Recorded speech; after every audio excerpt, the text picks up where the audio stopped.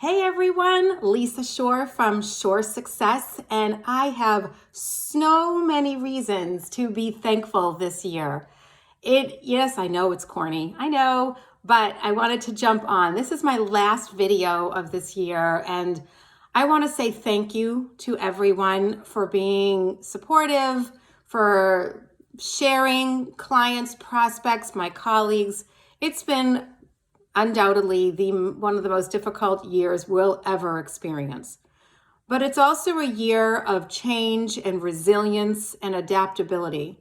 I want to share with you a key skill for 2021. So I want to provide here in this video 3 ways to really demonstrate this key skill in 2021. This is one of the areas where we will gain resilience and, as I said, that adaptability to move our country, our businesses, and ourselves forward.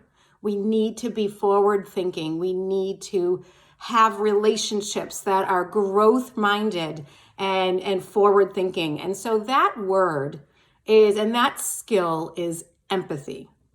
Now, yes, I know many of you have heard of it, but many people confuse sympathy for empathy. Sympathy is the ability to show that, or to say, I'm so sorry for your loss. I'm so sorry for the change in your business. But empathy demonstrates our ability to find understanding in others and then take action to be supportive.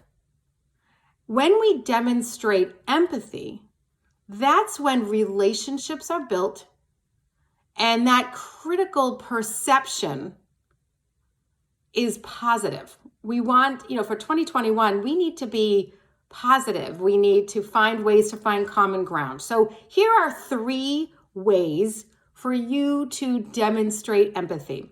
Number 1 is to listen. And what I mean by listen, we're all home right now, and we're going to be home for a little while longer. I'm suspecting we'll be back in our offices at some point, but while we're home, while we're doing laundry or checking our email or we're on Zoom or social media, to listen, what I mean is put your distractions away.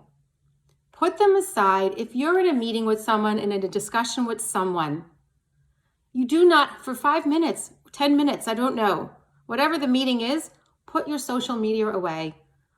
Put your iPhones on Do Not Disturb. Think about the nonverbal cues and messages you're sending when you're looking down at your watch or you're looking over at your second monitor because an email just came in. What message does that send and what frustration does that create when you're in a meeting?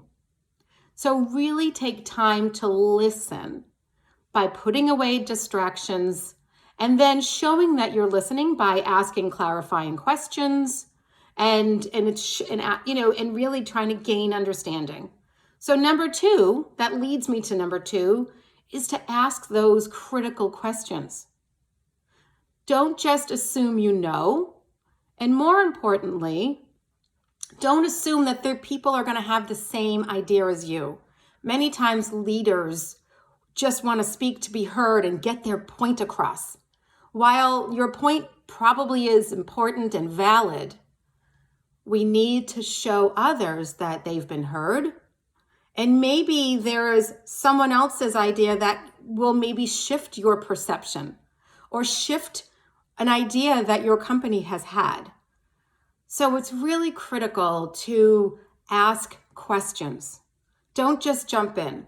I was just on a sales call, and it was a conference call, and one of the leaders interrupted the call because they wanted to get their point across. And so instead, what would have been better is if they listened to the other party on the phone and then responded with, "Oh, I understand now. This is my thought." So number 3 is to have emotional intelligence, and that means to manage your emotions. Take the time to take a deep breath, take the time to understand we all have different upbringings. We've all had different experiences in 2020, right? We've all gone through so much.